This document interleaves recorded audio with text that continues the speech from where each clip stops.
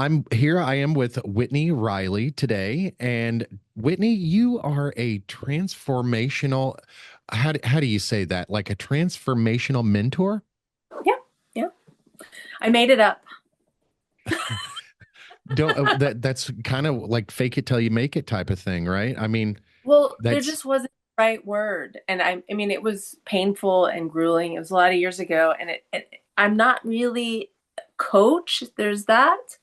But so, we went through counselor. No, that's not right. Like, how can you be really authentic and not trick anybody and explain what you do as well as possible? And it's still probably not perfect, or maybe it's absolutely perfect, but still abstract. I don't know. But yeah, that's how I got there. so when did you start this journey? This particular one was Start Your Better Life about 10 years ago. But this has been 25 years in the making. And I did it kind of on the down low. I came out of the closet 10 years ago. That's awesome. So you've been a transformational mentor for the last 10 years or so. I've been a stay-at-home dad for the last 10 years. And let me tell you, that has its own sets of challenges and rewards. It's the best job in the world, I think. And I'm sure you feel that way about your profession. So, Yeah. what are some things that I know, like you have all kinds of like short little videos on your Facebook page, and I'm going to link your Facebook page into the description of this video so everybody can check you out. But I Oh, loved the energy that you brought to your reels. I love the energy and vibe. Like you've got a great vibe. And one of the first videos that I saw of you, you were EFT tapping, yeah. and Yeah. I didn't know what that was, and I was like, "What is that all about?" Because it's kind of a weird. Um, I don't want to call your the No, EFT it's weird. tapping. I forget that it's weird, but it's weird. Yeah. Well, when I saw that, I was like, if I do that in public, is people going to look at me weird? Because that's oftentimes where I feel the most overwhelmed is in public. So, can you just give us a basic understanding of what EFT tapping is? Sure. Absolutely. So, everybody or most people know about acupuncture, Chinese medicine, right? Yeah. So, they are lines in your body called meridians or nadis. And it is on those lines, but at these particular points, there are vascular bundles that the research just keeps coming out. People are diving into this because it's kind of like the magic bullet we've been given. And it was so weird. People kind of shunned it for a really long time. A hedge fund guy, Gary Craig, is the one who kind of put it into the world, and he just mass sent out these DVDs about it to all these therapists all over the country and the world, because in the UK it kind of hit before, and some people just adopted it and started doing it on the down low and doing workshops, and now it's just one of the most researched methodology in energy psychology and psychology because it's so So, effective, and I don't know why. But you tap on these vascular bundles and it helps decrease overwhelm. So here's the most important thing. And it's funny, I don't think I've said this on any podcast yet. They did a study, I don't know, early 2000s, using it, and cortisol levels dropped so low. They were like, this was a total, like, we messed it up. This is ridiculous. So they yeah. started again, and the results were persistent, and it was the cortisol levels drop. So if you are overwhelmed out in public, and I can teach you right now a way to do it that isn't on the big spots, you can do it on your fingers. um where was I going with that? Over the cortisol levels will drop, Yeah. right?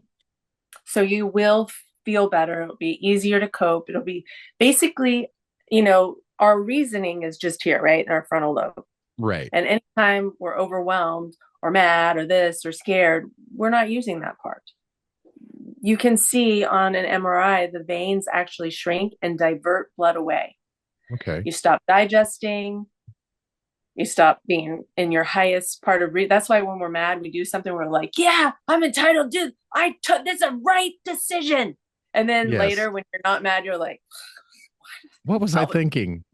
you aren't, Yes. but you think you are, you know? So we run around constantly hijacked way more than the big capital T traumas, right?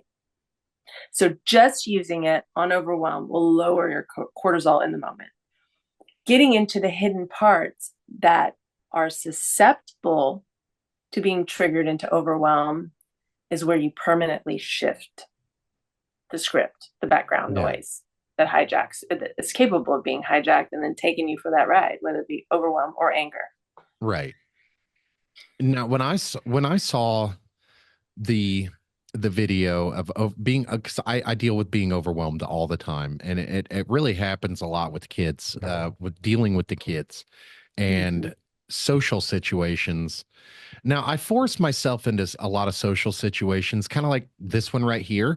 Um, I 10 years ago, I wouldn't have been able to do this, but once I figured out that pushing my limits, it feels good.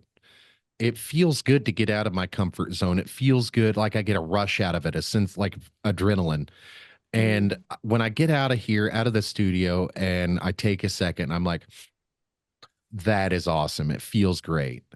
And sometimes I do push myself a little too hard and I get overwhelmed and I don't understand how I get to that point, but I also don't understand once I am at that point, where how do I let go? And so I guess what I'm asking is the tapping, is the EFT tapping, is it a physiological response due to the tapping, or is it a physiological response due to thinking about the tapping actually working?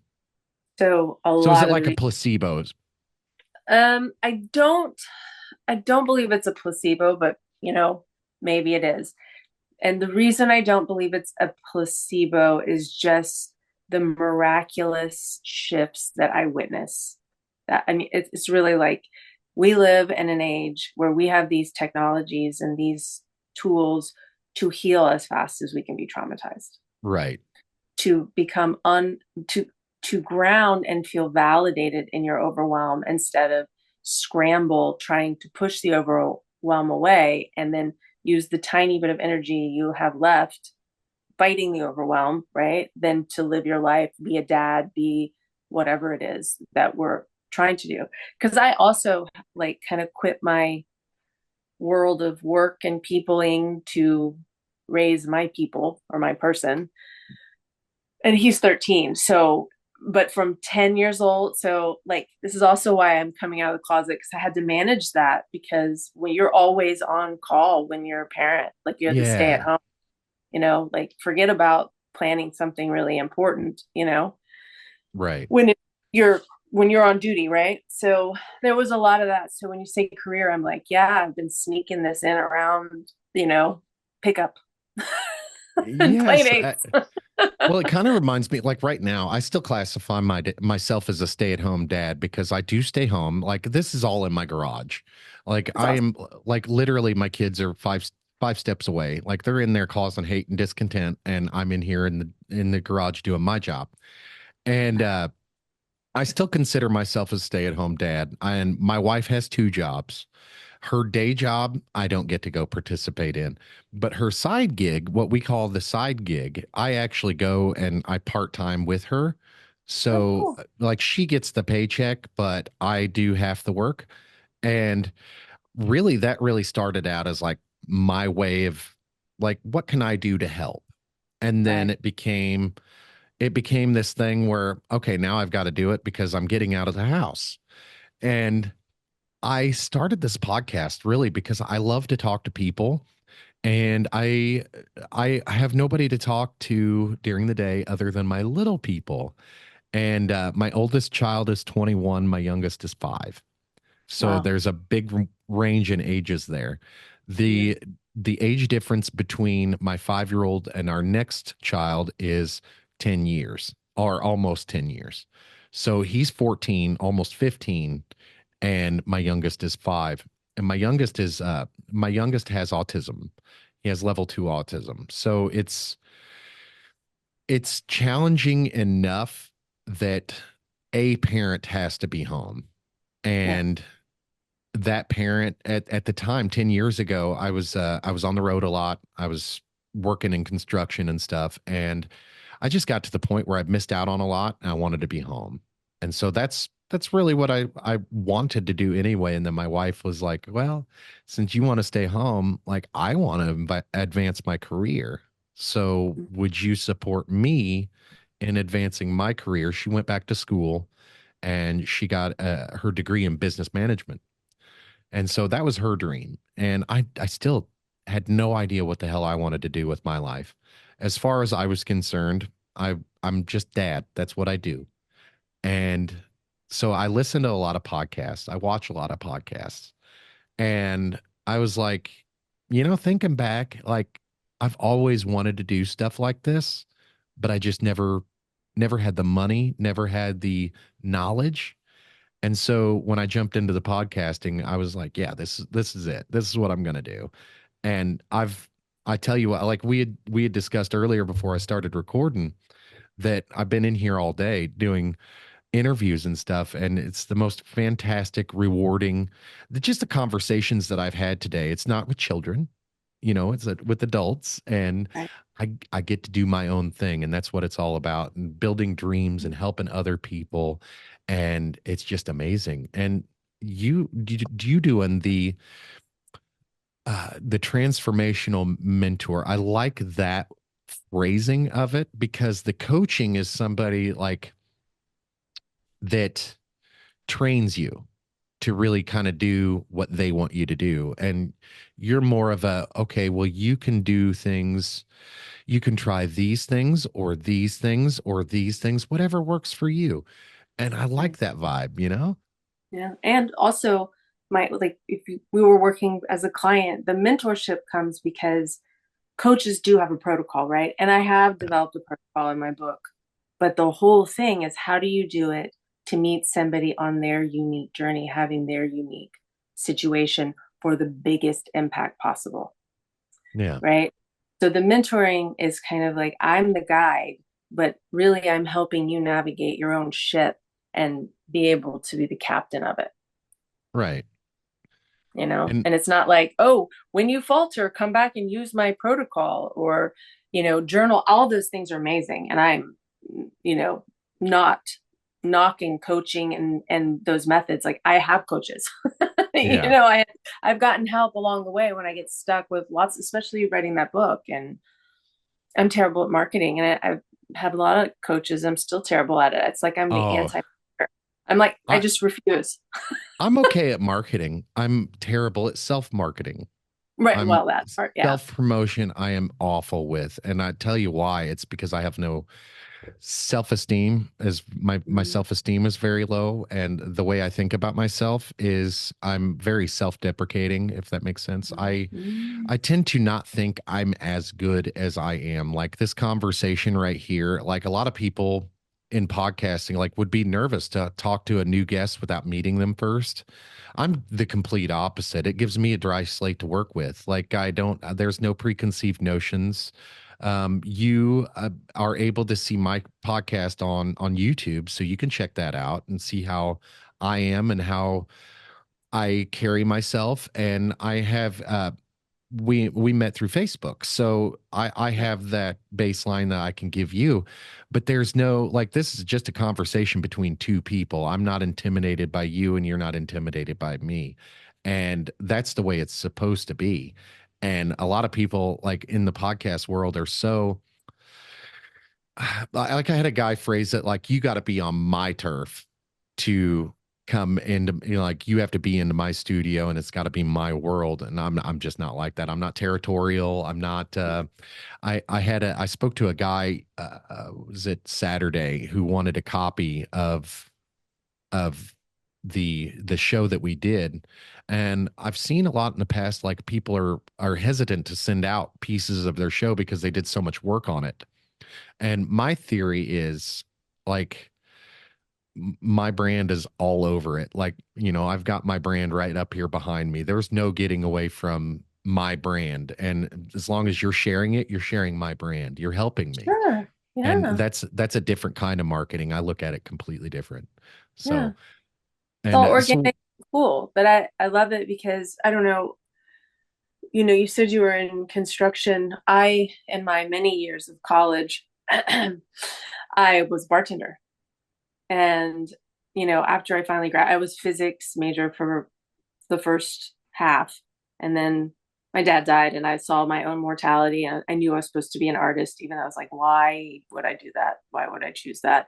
But I did it, like shaky and anxiety, and finally finished that, and then was working for a publishing company. And I went back to get a PhD in clinical psychology. And my boss was like, it wasn't really my boss because I was a consultant, but like the VP of that part of the company was like, why are you doing that? I was like, oh, it'll come in handy. Anything I choose to do in life. But secretly, I was like, I miss talking to people. Like, I miss it.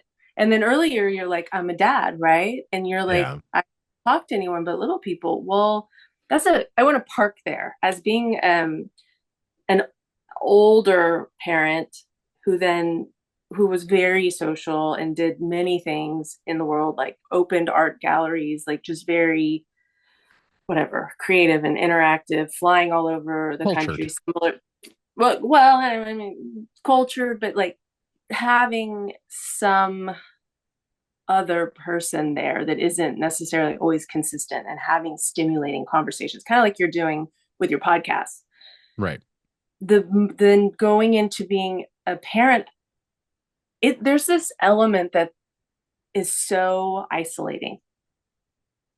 When I was in the hospital, which I wasn't supposed to end up there, but I did, totally different conversation. They came in with all this like literature on alcoholism. And I remember being so offended. There's a baby in the room. Like, oh, shh, don't even Yeah. say such things, right? Like, I was so naive to the experience, the grind of long days caring for little people, Yeah. It's just you and the dishwasher humming in the background, thinking, is it 5 o'clock yet for a glass It's of so wine? lonely. It is so lonely. I It tell is. you, Yeah. I talk to my wife about it. I say, I miss you. And she says, oh, I miss you too. And it's not the same. Like, I, so I don't, Monday through Friday, I don't get to leave the house. Like, we have one vehicle and we share it. And during the summertime, it's summer break for the kids right now, like, she takes the car to work so I don't have to get up early to take her to work. And I at the very beginning, it was very emasculating. It was very, because I was used to being the breadwinner. I've never been in our relationship, I've never been the one to make the most money per hour, but I always worked more hours, so my paycheck was bigger. Mm. And I went from that to not having a job at all and to being so unhealthy that I couldn't work. And then I was like, man, this is so terrible. Like, I felt awful. I was so depressed. And even now I still get depressed and lonely, but it's totally different now. It's not because I can't physically move. It's because, well, I don't have time to go out and do these things, or these people need me more over here than I need, it's it is a very lonely existence at times, because the things that I want to talk about on an everyday, like, you said you're a physics major. You were a physics major in college. Now I could talk to you about all kinds of things that I can't talk to my children about because it's Sure. beyond their level of understanding. Like quantum physics. I could talk about quantum physics for hours. Will my 14-year-old understand that?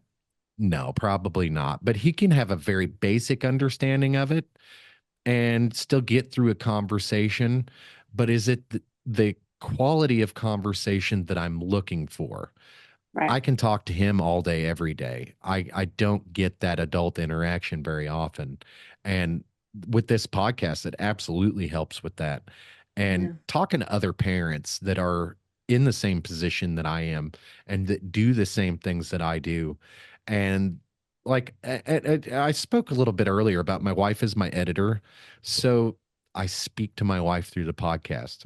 As she's No. editing, as she's editing, she's hearing little bits and pieces of things that she wouldn't ordinarily hear because she's not paying attention, or we've got our own things going on, or I just don't want to Yeah. bitch about it, or I don't want Yeah. to talk about it.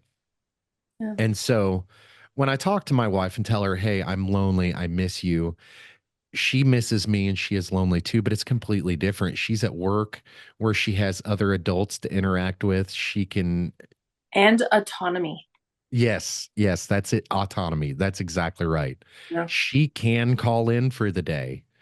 I can't. Mm-mm. And She can finish her coffee. She can go get a cup of coffee. Like I know your kids are getting older now, but like in the yeah, earlier days, it's like you can't finish a cup of coffee and be yeah, mad when somebody's like, "Yeah, I'm gonna go have a cup of." Oh, you're gonna go have a cup of coffee? Like, yeah, it must be nice. Yeah. Yeah, I've never actually been because so I'm the unconventional type of parent where we were talking about alcohol just a little while ago. I smoke marijuana and I self-medicate and it just my state just happens to be a legal state. So it's not I'm not breaking any real big laws or anything. But that's just something I'm honest with my children about, like all of them, ages and stages, because I'm explaining like it's kind of like that do as I say, do as I do, or do as I say, not as I do type of thing. And education is one of the best things that we can do for our kids in those type of situations is just educate them and be honest. And so I find that much easier than lying and sneaking and then it makes it appear like I am addicted, and or I yeah. have a problem. And so Well, there's also the trauma of the unspoken. yeah. Like we're not. I think what 7% of communication is actually words, Yeah, but I it's like let's expand into that a little bit. well, it's just, I mean, and there's so many things that you said that I want to go back to. Like you were Yeah. saying, depression. There was a time where you said you got sick, you couldn't work. I'm like, and you're interviewing me, but I'm like, I want to know more about all this because, Oh, this is absolutely. That's what that's what I this is do. an open conversation here. That's how this podcast works. Like Yeah. I forgot to mention that with a couple other guests as well. And it's like this is an open-ended conversation because we are so far apart, like we have to like let each other talk. But if we were live in studio, it'd be interruption city. Like we could talk back and forth like regular, but the only reason I'm staying quiet when you talk is because like my microphone will override yours. So Mm. Well, I appreciate that. What was the thing that I was going to expand on that I said? Dang it. well, we were talking about like uh the auto now I forgot. That's part of that Well, ADHD problem there. I've got really bad ADHD and that happens a lot. Like it just times happened two. 20 minutes ago. So Oh, the unspoken, the there we go. unspoken. Yes, the Yeah, yeah, unspoken communication, like yeah. you said 7% of communication is the words.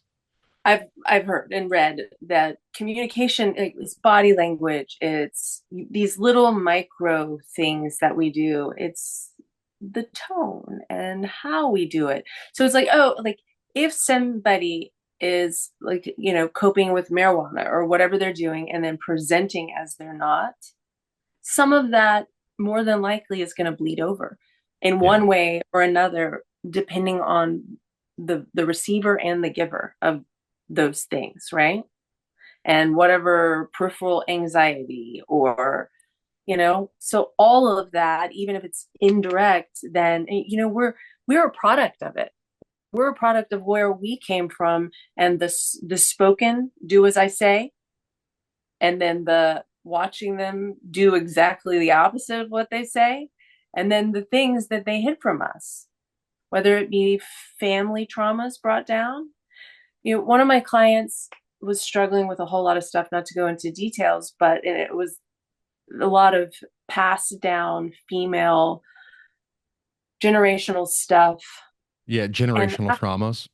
generational traumas, generational like Curses. I think coping. that generational curses is what like the internet calls it. Yeah, curses and these little things, right? But it's like hard to pinpoint, But then one day she goes, "Oh yeah, I think it was not her aunt, but the aunt above that, right? Great aunt, I guess you Great would aunt, call yeah. it. I believe that was it. So it was two generations removed. Was married to this lovely guy. He died. She got remarried, and this guy, I guess, didn't like her vivacious personality, and she got a lobotomy. Oh gosh. I Right? still struggle Exactly. to Right? understand why that was a thing. Why you could do that to your wife just because you didn't like her behavior. Yeah. So she sat then, this vivacious, amazing woman just sat kind of on the couch. And when that came in, it unlocked this whole other part because she kept having a hard, she would dissociate. I mean, little dissociations instead of speak up and ask for what she wanted. Like she was dating this person. She's, we're going to go, but when I want to leave, let's leave. Okay. That was all agreed to. Everybody, yes, yes, yes. But in the time she wanted to go, and the guy was like, no, no, no, no, no. And instead of like getting an Uber or saying, hey, you said you would go, like she just dissociated and then like would be so angry at herself and, self denigrating and, like confused like that. Why does this keep playing? And I know it, but in the moment, I can't stand up for myself. Well, Yeah. because someone's going to cut out part of your brain is this silent part that's like, well, I'd rather feel this terrible feeling than have that happen. Yeah. Yeah. And I've been through that myself actually with some things that happen that I just it happens, I see it, and I just move on from it and learn from, okay, this is what happens when I do this. And so I Right. just don't do this anymore instead of addressing the actual problem. So this is what my whole book is about. It's called That's Make awesome. Everything. It's called Make Everything Easier. And the title came from my clients, whether it be trying to increase their income or have a better relationship or be a softer parent and feel more in control instead of losing it over the Legos, um, or lots of things, quitting smoking, um, the drugs, the alcohol, all of the stuff, right? But the one thing they all said, oh, well, this thing just got easier. And I'm like, Yeah. it just got easier. You're 67 years old and you've been struggling with this until we started working together and it just got easier. Right. And they're like, even though they're doing the work. Right. And that's why it's like mentorship. When you do the work, you shift. So then it's like the struggle goes away and you're like, but I did it, so then I don't have a problem. Like, Yeah. like all of a sudden I did this thing where low self-esteem would have sabotaged that 27 ways before I got to this point. Yeah. And you go, whoa, I just did that. How did I just do that? Well, you reintegrate the shattered parts working in opposition, trying to stay safe in the only way they know how. If somebody screams at you like perpetually in your childhood and you make the trade to hide, to try and not be hit with the rage, the Yeah. dysregulation, whatever it was, that part is still making that trade. It doesn't know how to tell time. Yeah. And so when something loud happens or somebody makes the face or the body language, Yeah. or Yeah. say you want to stand out, right? You're in a career and all of a sudden you're like, you keep sabotaging yourself. Yeah. I've got to get a copy of your book because I'm telling you, without putting anybody on Front Street, I know some people that could benefit from reading your book, and it's not all about it's not all for me. I would give. I've got one specific person in mind that I would give a copy of your book to, and be like, read this because it explains a lot of things. Mm, I I deal with a lot of times like I understand a lot more than what I can share with people because it's not that I'm that much smarter. Like because I'm not. I'm a high school dropout. I got my GED. I've just got a lot of life experience. I've and been there, done that, and experienced a lot of shit in my days. Mhm. So it's not like I'm the smartest person. It's that I'm very observant and I see things. And we're talking about sabotage and self sabotage. I do that all the time. I set Mhm. myself up for instance, the other day, I knew I had to be up for an interview very early in the morning. I didn't go to bed till 2 o'clock in the morning. And Mhm. so as I was preparing for the interview, I realized the night before I had self sabotaged myself because I was nervous, not for any other reason, but because I was nervous for the next day. And Yeah. therefore, I self sabotage to try to get a way out of it. And Sure. It's self-handicapping. yeah, yeah. And I know a lot of people that hamstring themselves. And as a matter of fact, on the last podcast that I just recorded, I was talking to a guest about no, we didn't call it self sabotaging, but like holding things back for no other purpose than we don't know a way forward. We don't know a path forward. So we hold things back and procrastinate because we don't know, Mm. not necessarily where we're going or, but just how to get there. Yeah. Yeah. A lot of us do that, and we have really good reasons for why we do that, even if And we think so. generational curses, back to that. Like, man, I explaining to my children, like, you do this because I do this. And like they get it, but like adults, like explaining to adults, like, well, you may behave this certain way because that's the way you were raised, or explaining to, well, this is a good one, explaining to atheists that most of their beliefs are rooted in Christianity. Um, Nobody likes that. no, no, like every day we go through, our daily lives not thinking about things like, but even if you are an atheist in 2024, and if you live in America, a good set of your moral values are coming from Christianity. Mhm. And a lot Or of people, just refusing to accept them is still driving your behavior. yeah, Like yeah, there's no way out,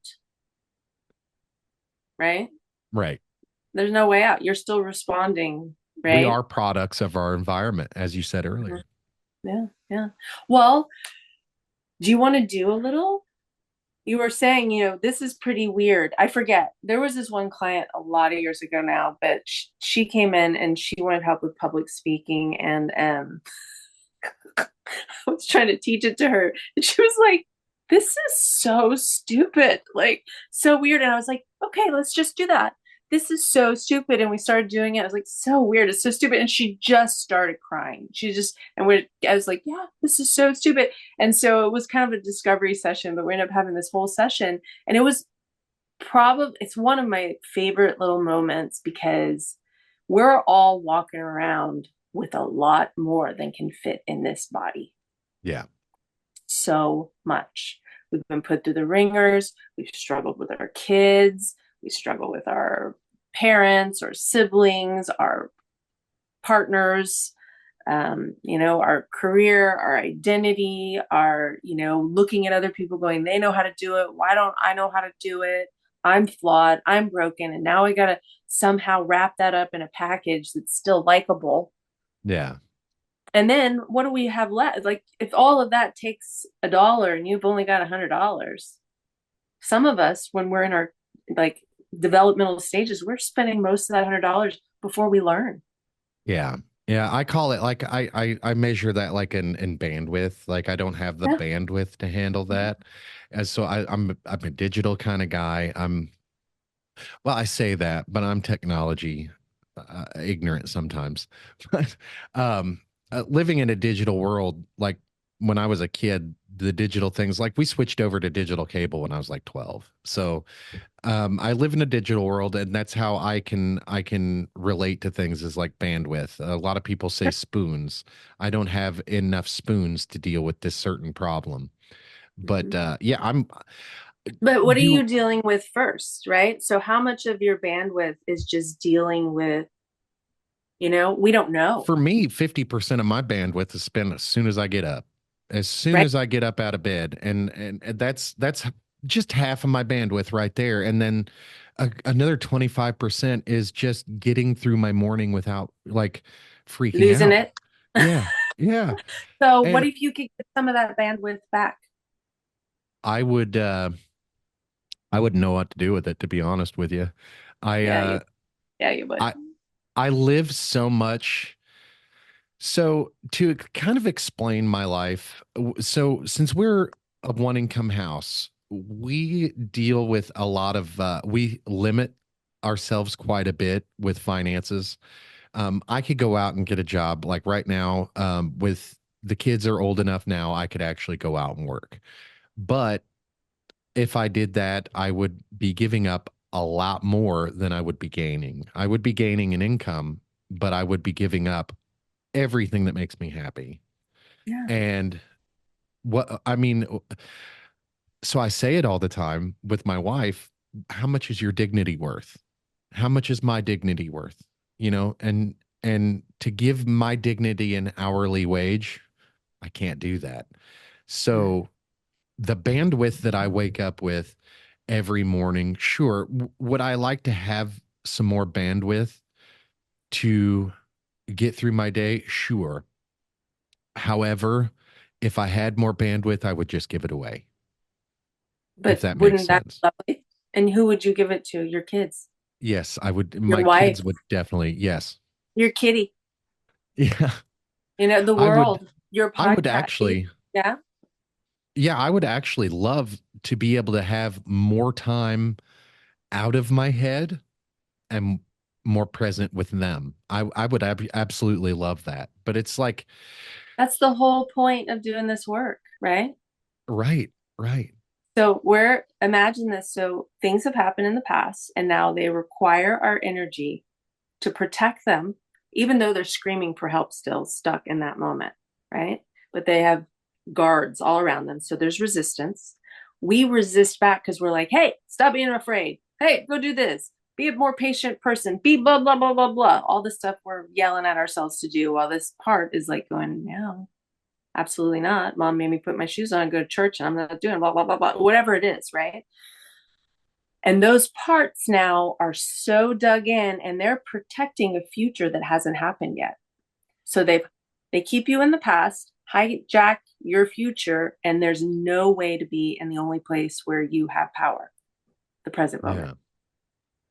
Like there, I mean, it makes sense. And we're all ping-ponging around like this. Yeah. Yeah. So I like to think that I dictate my life, but I don't. I don't. Well, I you let do. You do. You I do. let I let other things dictate my actions, if that makes sense. Like if I wake up in the morning and X happens, I'm okay, but if X happens, I'm not okay. I I'm a very routine creature, and there isn't a lot that I allow myself to um I'm not such a rigid type person that it has to be this way. And I can forego my routine for the benefit of other people if I need to and be totally fine. But I allow other people to have much more control of my life than I should, if that makes Mm. sense. Because like when I wake up first thing in the morning, I don't think about myself. I don't, and I tell people that too. I'm waking up and I'm doing this for you. And I probably should phrase it a little bit differently because I mean that's pretty selfish attitude to have. Like I'm doing this for you. I'm only here because you're telling, and that's not true. I am here because I want to be. I Mhm. do the things that I do because I want to do them. And if I had one wish that where I could put more bandwidth if I had more bandwidth would be with my relationship with my wife, Mm. because my wife gives me oftentimes the things that I need in a relationship. But am I doing the same? Like my wife is very burnt out. She's overwhelmed, she's overstimulated, she works too much, she doesn't get paid enough. And when she comes home at the end of the day, her bandwidth has been gone for most of the day already. So Mm, what are the things that I can do as a husband to give her more bandwidth? So it's like, have you've heard of the five love languages, right? mhm. So relationships are extremely transactional. What can I do for my wife so that she will reciprocate? You want to do And something? sure. So there's this great thing. So Dr. Herval Hendricks created the Imago dialogue. And just for the sake of time and all of that, that people can look that up, highly recommend it. And actually, I use part of that in my method for talking to our little parts. And and so here's a shorthand. What you could do, you guys could, she's going to watch this too. Make a commitment every day saying three things that I appreciate about you, how they make me feel, and what it reminds me of. So we'll role play, right? Or you could, I'll just ask you, I'll guide you through it, right? So what are three things that you appreciate about your wife? Well, the first thing would be her cooking.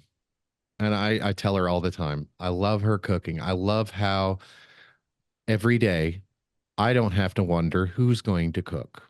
I don't have to wonder if it's going to taste good. I know that she's going to eat, or I, not she. I know she's going to cook, and I know we're going to eat, and I know it's going to taste good. So that would be the first thing I appreciate my wife. Okay. She How's it make always you feel? cooks. Okay. She It always makes me cooks feel and loved. reliably good. Yes, it makes me feel loved. It makes me feel like a fulfillment. Mm-hmm. Those are And lovely. this another thing that I Well, wait, appreciate. before we move Okay. on. So, and I won't forget, you have two more. So she cooks, she does it well, and it's reliable, and it makes you feel loved and fulfilled. So linger there for a second and feel those feelings. And what does that remind you of what you have gotten in the past or something that you lacked, even? Um, I don't know how to answer that one. There's Not with no that. right or wrong, there's no right or wrong answer. Um, That love that comes from food that you just felt. yeah. Have you ever felt a version of it before? Um, It doesn't have to be one to one cooking because someone else cooked for you. sure, sure. And be Yeah. Yeah. Uh, yeah, I can say that. Yeah. Um, yeah. it's not the same as the cooking though. Like, so, I mean, one would have to But it's understand. not the same. It just reminds me of this time I felt safe or I felt loved. Like, or it Yeah. reminds me of something I wanted to feel that I knew was out there that I never got to feel. That's that's powerful. Right. Yeah. That's, That's I'm just just one. think I'm Right. just thinking in like of all the things that you never really think about is how so that the love that you feel when when the love that I feel when my wife cooks is a feeling of um it's a feeling that I know that she is doing this. Like she wouldn't cook a big meal for just herself, and she's only doing this for us. And Mm. that's and I feel so she really allows her love to come out through her cooking, and I feel very loved, fulfilled, and I feel the love that she imparts through her cooking, if that makes sense. Yeah. Yeah. And How about that? like And how often do you feel that? every day, every day. Every day. What's your wife's name? Ashley, You say thank you, Ashley. thank you, Ashley, for That is cooking for me and making me feel loved every day. yeah, yeah. In this And really particularly powerful way. yeah, Mm. Yeah, another thing that Number two. I appreciate about my wife. I appreciate that she gets up every morning and goes to work and grinds it out with other people. She spends her day peopling with a bunch of people that she doesn't know or she doesn't care to be around all day, every day, just to get a paycheck so that we can live our lives. And she does not, she very rarely complains about having to get up and go to work. So I appreciate that very much about her. She does that every day without an expectation of thank you, without an expectation of an attaboy, a pat on the back or anything. She just gets up and she goes. She hits the ground running, and I'm very proud of her. I'm very, when she does that, it makes me feel like I don't have to provide so much. And it makes me feel, again, loved.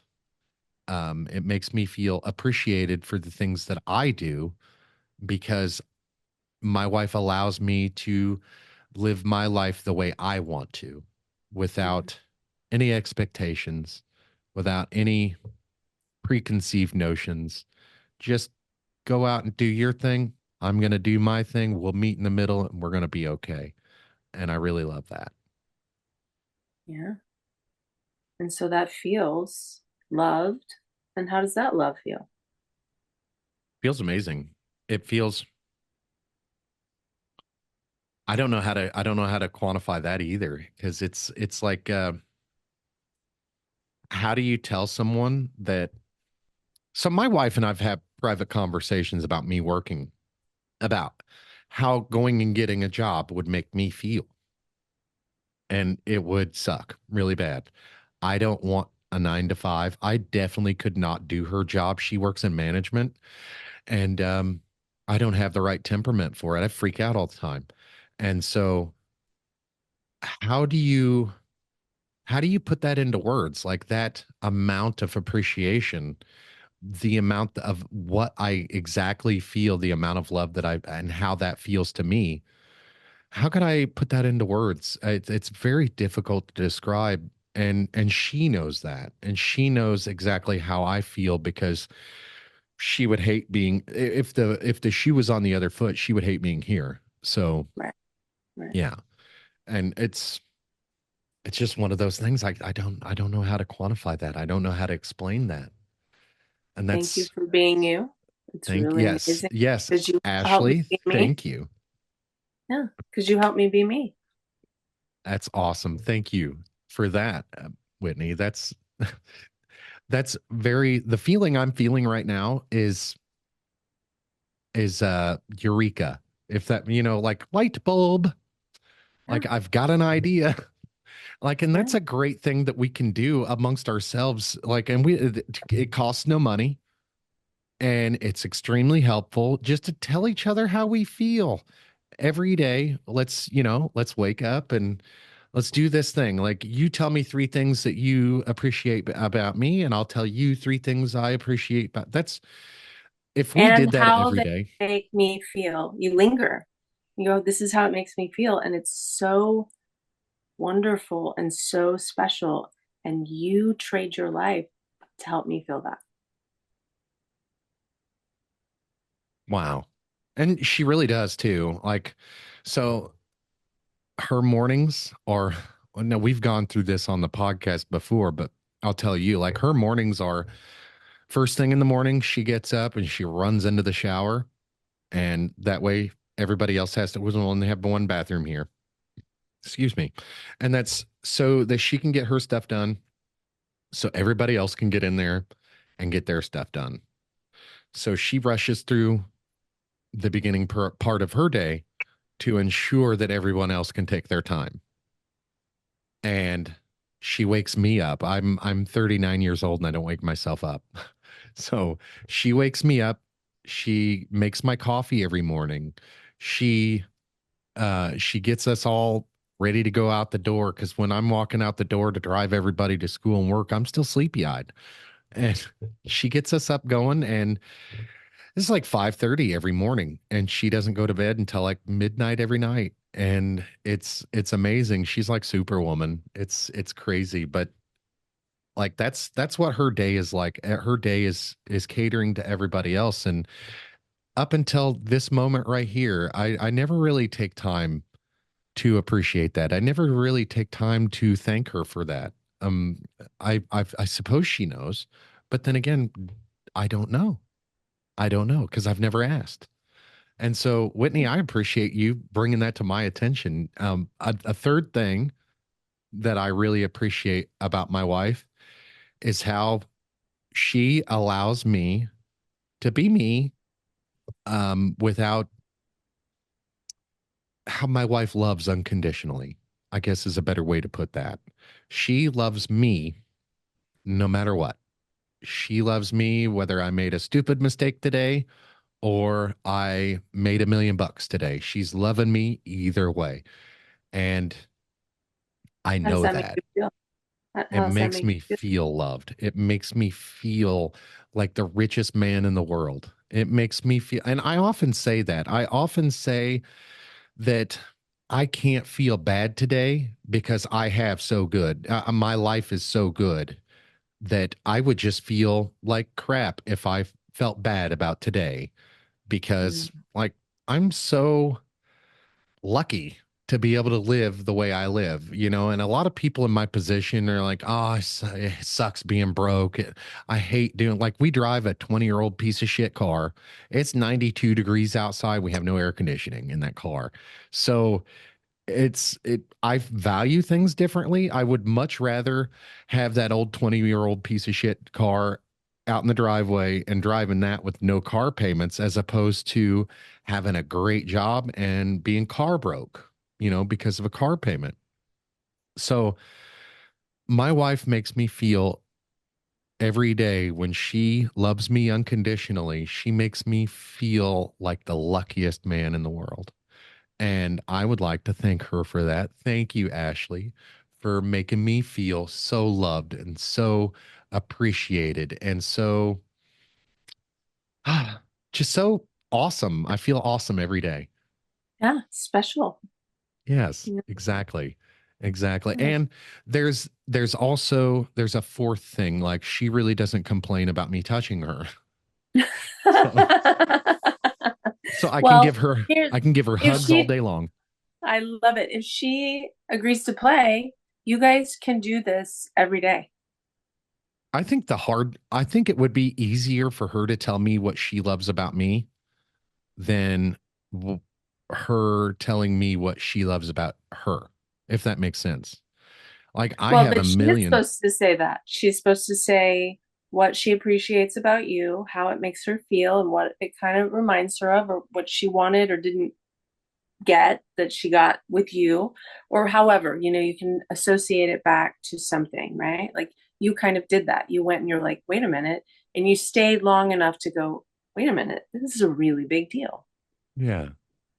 Like I really appreciate she brings me a cup of coffee. She gets us all up and going. She does that. And you're like, she does it without ever expecting appreciation. But we all want appreciation.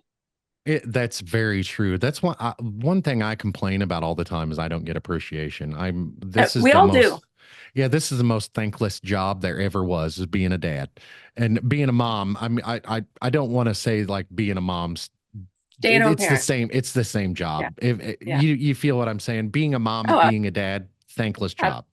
absolutely. And I bet she feels her role is a thankless job. Yes. And I'm sure because my wife is also that type that doesn't require that type of stuff. And so I and not thinking about, hey, this makes me feel good. Why wouldn't I do this for her? Like I don't really think about that. But rewind to if I had more bandwidth, what would I want to spend it on?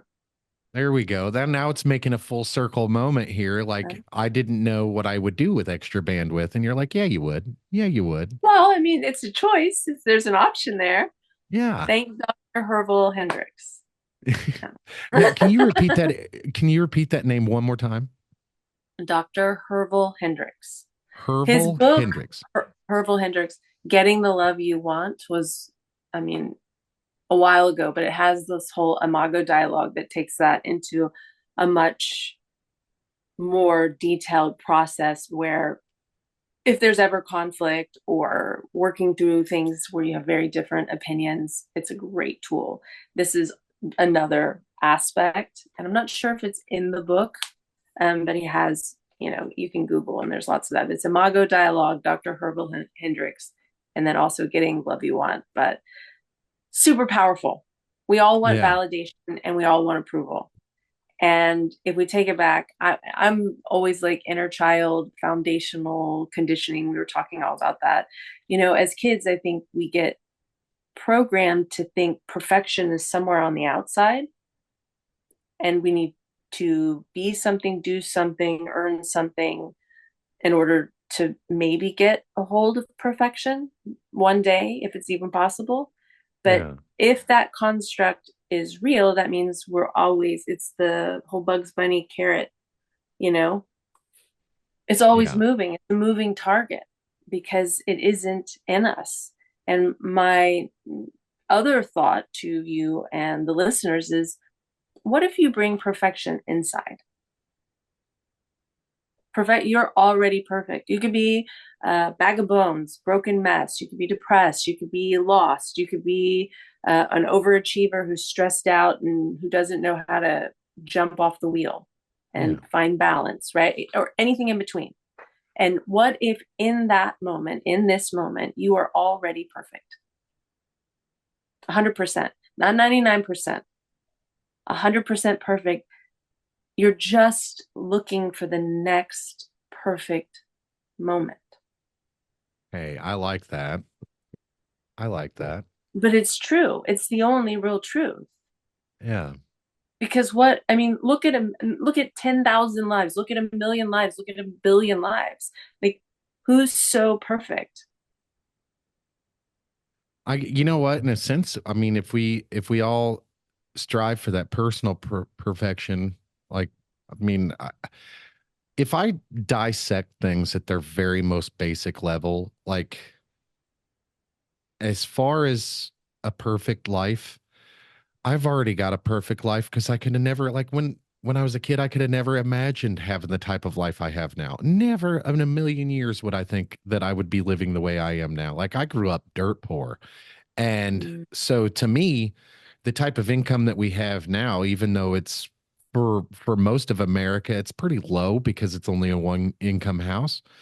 It's it's far and away above what I ever thought would be possible for my house when I was a kid. So, um, my family, we all love each other. We all have a great relationship. We all like we fight and argue just like, everybody, but we don't let those fights and arguments come in between us, if that makes sense. We have our disagreements, but we don't allow those disagreements to become us. right. So that we keep ourselves together because we're stronger together, and together we can accomplish anything. And that's the type of relationship my wife and I have had for the last 18 years. We've been together for 18 years. We've been married for 10. And I think the long courtship before our marriage, before we actually got married, I think that helped quite a bit because we already knew, like, we were already set with each other by the time we got married. And Right. we had lived with each other for 8 years. We already knew that we were compatible. Hell, we already had kids together. So, you know, it was one of those things like, it just made sense at the time. And thinking about that 100% perfection, like, I am already there. I am already there and waiting for that next perfect moment, with the knowledge that you've given me, that next perfect moment can be right after I get off of this interview and head inside and talk to my family. I can make that the next perfect moment Yeah. because with the mindset that we're all in this together and relationships are transactional, to get what I want, I do need to bring something to the table. I do need to make my people feel as good as I feel because they are a big part of my happiness and I need to be a big part of theirs. I love that. So Thank I you. would suggest you're like, well, my next perfect moment is once I get off this podcast and go do that. Look at how you're already feeling different and looking at everybody different and embracing the energy of that happening. And I would say you are even having your next perfect moment now. Right now. Yeah. You don't I've have to got wait for Whitney, I've got goosebumps. it. I've got Yay. goosebumps. I'm Well, I telling want you. you to have your next perfect moment, but I promise to teach you like discrete EFT. Do you still want to do that? Or we could circle back and maybe have a Um chat some other time. I think it would be good if we did like a whole like if we had a an episode or a podcast that just focused on that. If we Sure. could do that at another time, like I'll get in contact with you when we get off here and we could set that because I'm really intrigued because when you said pressure points, I already know pressure points to be something that's real and something that's and I got to be honest with you. When I was watching your video, yeah, I loved the vibe. I loved the energy, but I couldn't see myself doing that. And Mm, I actually said to my wife, now I couldn't do that in public because it looks ridiculous. And I okay. want to change my opinion. I want to learn. I want to Sure. educate Okay. myself on that. And so I Okay. think that would be great if we could get together and go over like if I could have some, do you have visual representations of or things that you can share? Like, I do. I have PDFs that I can share. I also have the book, and here we go. Look in here. I don't even know if you could see that, yes, I can see it. Yeah. but I can send a sheet if you want to Okay. put that as like an upload. I'm trying to think. I guess a Google Doc so anybody could go and access. I was just thinking like however make it. I'm not 100% sure how we can make it work, but my Yeah. editor, my wife, she does these PowerPoint presentations and she does these PowerPoint presentations for work. And I asked her to do something for the podcast and she's creating this PowerPoint. And I was like, what are you doing? And she's like, I'm creating a PowerPoint. And I was like, that's not what I asked you to do. She's like, that is exactly what you asked me to do. She's like, you just didn't know to call it a PowerPoint. And so she actually showed to me like we can do PowerPoints over the Zoom. So I Oh, can cool. do a Yeah. PowerPoint, share my screen, and as I'm sharing my screen, like you and I'll still be able to see each other, but the audience will see the screen. So, Right. Cool. So and there's that. I think There's that'd be really also cool. tapping. I have the whole tapping like they're all over the internet too. I'm not the holder of the tapping wisdom. Absolutely. I did a quick Google search. I did a quick Google search before we jumped Yeah. on, and I actually see quite a few pictures just like the one you shared in your book. Right. And And so videos. everything's on Google. It's not a secret. So Yeah. um But if we but do one, if you want to lean in, so I go through 10 to 12 emotions in my method. The first one is overwhelm. We could do a let's go. thing Let's do it. if you wanted to, if you would ride Let's do your it. wave and see what you want. So, but yeah. Yeah, I'd like to talk to you about physics if you don't mind. let So when me you said that let me dust off my so when you said you were a physics major and Mm. I was like, oh, I'm sitting here talking about UFOs and how I love UFOs and that's my life and like you understand quite a bit of that stuff, don't you? I mean, so there's lots of ways to look at all of that. My whole interest went very quickly to subatomic particles and basically, I mean, it's like string theory and all that, but really like unifying like the quantum enigma. Yeah. So I am very application, probably not so much. Like I wasn't going to be like a oil physics person, I was probably going to be just as crazy artist or physicist, when you look yeah. back. I, Yeah, but I love that quantum enigma. Like when there is a moment where all possibilities are visible simultaneously. Yes. And man, talking about quantum physics with my regular friends, boy, they're like, "What? You quantum entanglement? What is that?" Okay, well, I can shoot this atom way up into space, and it can talk in real time to its subatomic particle friend over here. And they're like, "What?" And I'm, yeah. And so, like I said, well, that's a very basic understanding of it. But yeah, that's quantum entanglement. Like Yeah. one thing really far away can talk directly to its counterpart, no matter where it's at. It could be worlds away. And in real time, they're communicating and talking with each other. It's wild. It's the craziest thing I ever saw. But I can't. So I am severely uneducated. Like I have an eighth grade. I No, always liked. stop saying that. Education is education. And here's the thing, you aren't a high school dropout because you have a GED. Yes, yes. That's You're not a high school dropout. Thank you for pointing that out. So I always tell people that for as far as formal education, my formal education really stopped after the eighth grade. So I've not successfully completed any grade past grade eight unless we're counting my GED.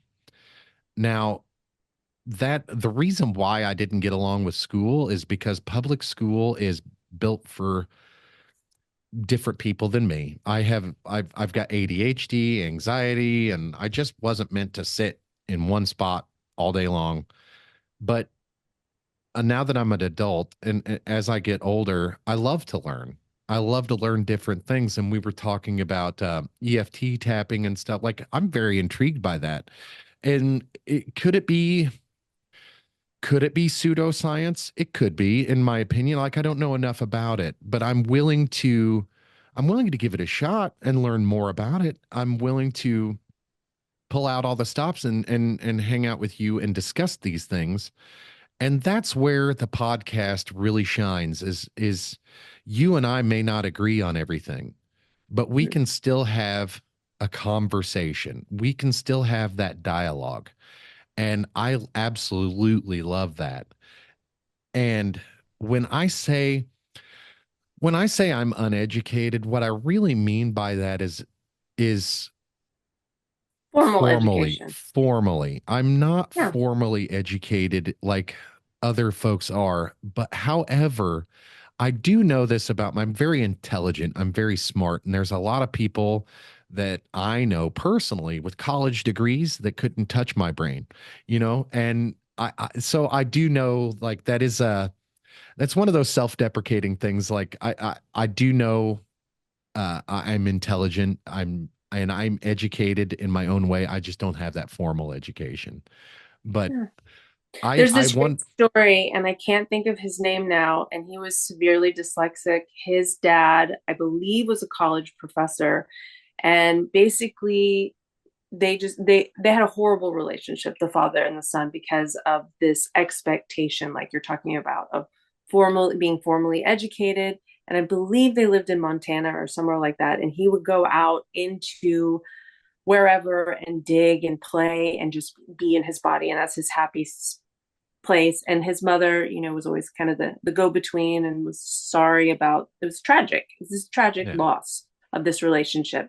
Well, this little boy grows up and he's found something. I can't remember. It's been a long time since I've read this story, but he finds this particular dinosaur egg fossil thing, and it goes on to be something. And he never went to college, I don't think, and did his own thing and just went in excavating, being in the land, trusting his body, trusting his body. He has an honorary degree yeah, and goes around lecturing on dinosaurs, paleontology, all of that. And Jurassic Park, the movie, they yeah. consulted him for that movie. Oh, no kidding. Okay, that's one of my favorite movies. Well, but so we've heard, and I'm a product, I'm dyslexic.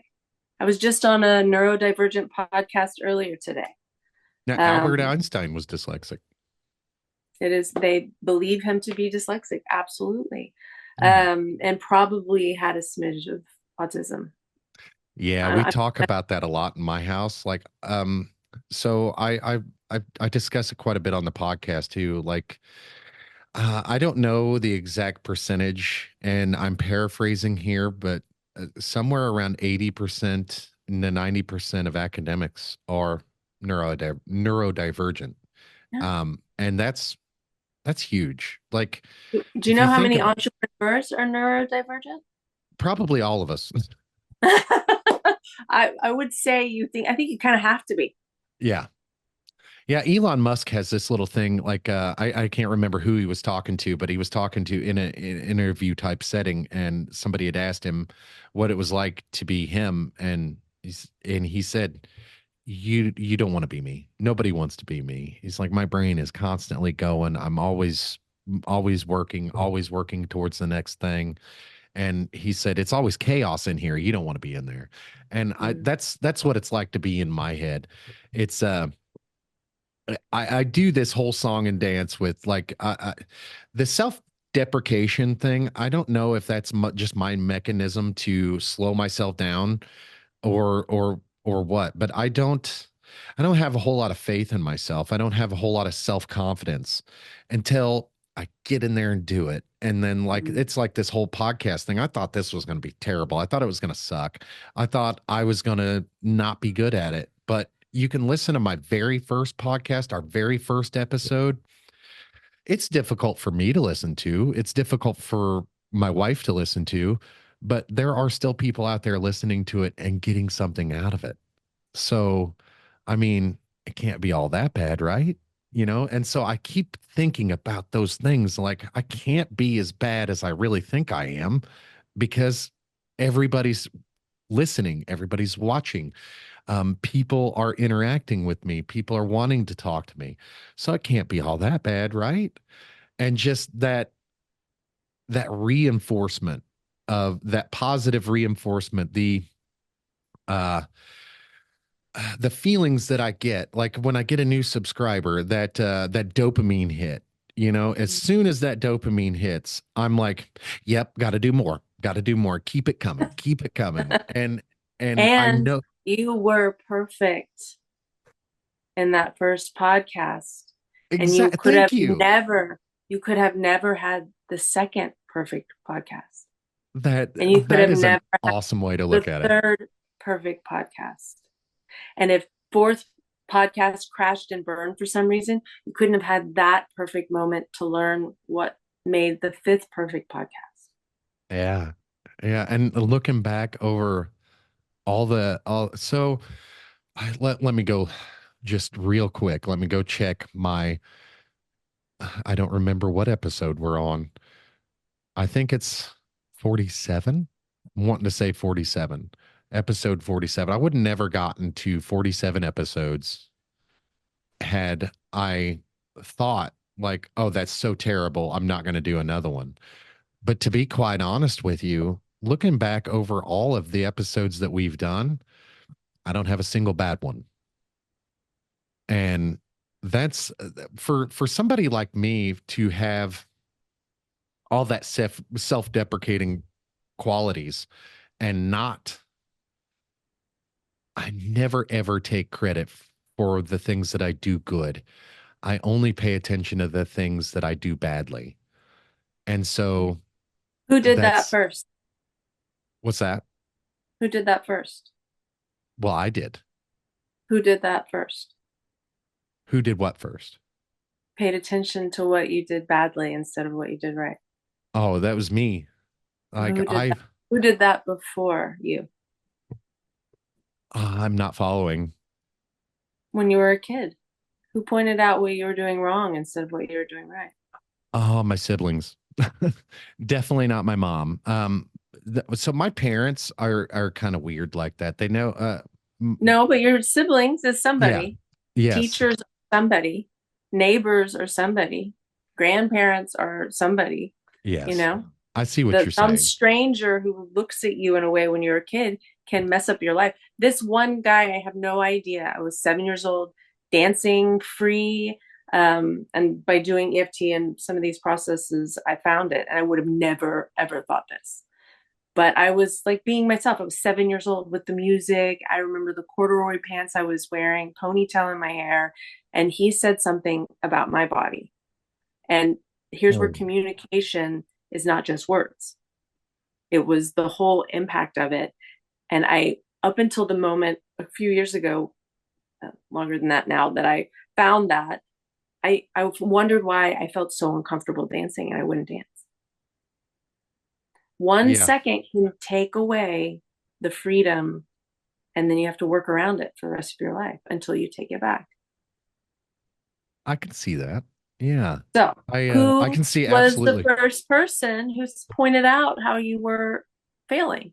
Are you the youngest or one of the youngest? I am the youngest, yeah. Yeah, there you go. And so I was babied by my mother, and I was chastised by my siblings for being the favorite.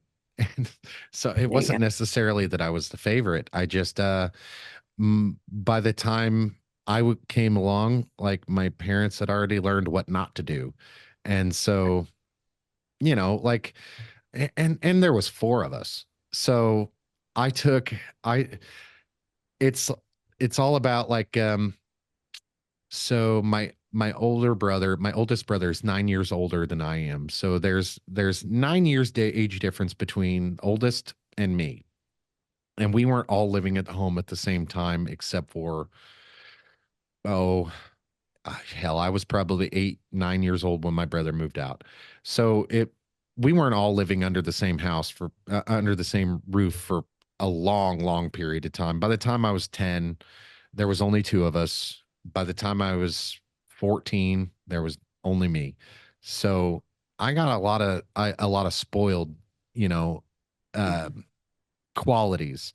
A lot of a lot of attention spent on me that didn't get spent with the rest of the kids. A lot of uh, my brother made a lot of mistakes that I had to pay for. A lot of stuff like that. But it was who really it's hard to really pin that down to one specific person because I spent so much of my childhood worrying about what other people wanted me to do. So I can absolutely see where that comes into play. Like I beat up on myself because these are the things that I was molded into as I was growing. And I Yeah, totally and get just that. really the first 5 years, you can, I mean, it could happen at any time, but like those first 5 years, Yeah. you're forming, you're landing on in the planet. How do I operate this Yeah. body and the people that I'm around? So Yeah. anyway. Anyway, well, two things. I would love to talk more about EFT if you ever want to do that and play around. Absolutely. And the second one that's been lingering, I know you have this big sponge of a brain, which is amazing. I identify HD, human design, is it is also alternative, but it is a very fascinating thing that you could burn the midnight candles looking into.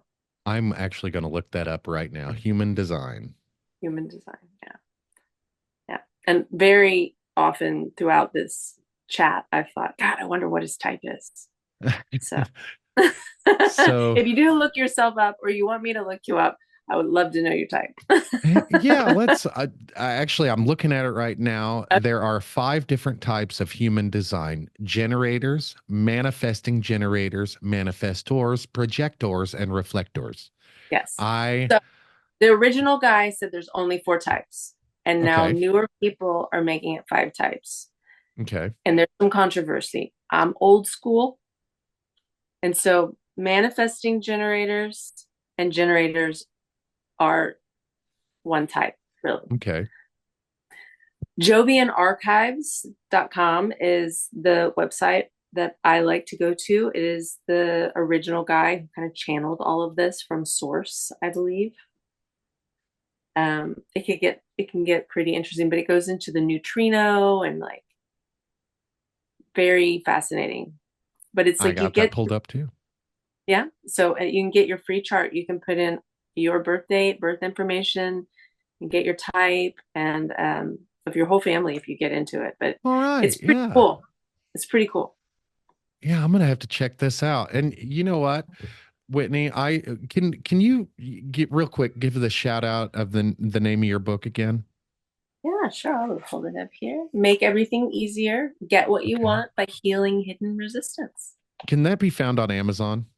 It can. It can be Okay. found on the site. Start Your Better Life. There's an Amazon link, but Amazon you can go straight to the source. Yeah, I think with the description of the podcast here, I'd like to ask my editor, the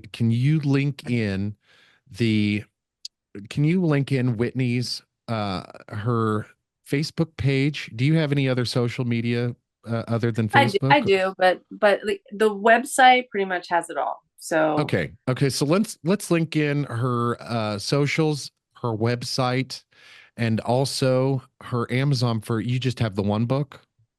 I have two, but the other one is like Lulu Press, and I just need to link it on my website, make it easy for everybody, or Absolutely. get it Absolutely. on Amazon eventually. So We'll link all that stuff in the description to this podcast. And I'm gonna reach out to you like as soon as I get off here, I'm gonna go take a break for a little bit, but I'm going to reach back out with you and to you and we'll set up something to where we'll work on this EFT tapping and find out we'll discover a little bit more about that.